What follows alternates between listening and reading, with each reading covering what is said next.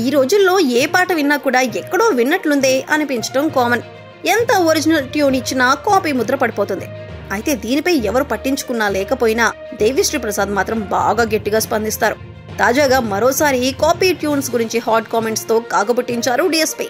Copy tune ఈ మధ్య తెలుగులోనే కాదు అన్ని ఇండస్ట్రీల్లో ఎక్కువగా వినిపిస్తున్న పదం ఇది. తమన్, అనిరుద్ధ్, దేవిశ్రీ ప్రసాద్, కీరవాణి సంగీత దర్శకుడితో పనిలేదు. పాట ఎవరిదైనా ఫలానా సినిమా నుంచి కాపీ కొట్టారు అంటూ ఆడియన్స్ ఇట్టే గుర్తుపట్టేస్తున్నారు. కానీ వాళ్ళేమది దొంగలించడం కాదు, తస్కరించుట అంటున్నారు. అంటే ఇన్స్పిరేషన్ అన్నమాట. తమన్ కాపీ ట్యూన్స్ పై చాలా సార్లు మాట్లాడారు. కాపీ కొడితే మా అమ్మ అన్నం పెడుతుందా అంటూ మనోడి చేసిన కామెంట్స్ వైరల్ అయ్యాయి కూడా.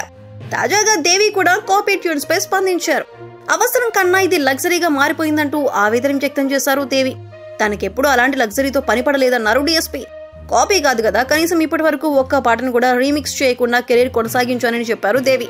గదలకొండ గణేష్ సినిమాలో ఓ పాత పాటను రీమిక్స్ చేయాలంటూ హరీష్ శంకర్ కోరారని, దానికోసం ఆ సినిమానే వదిలేశానన్నారు దేవి.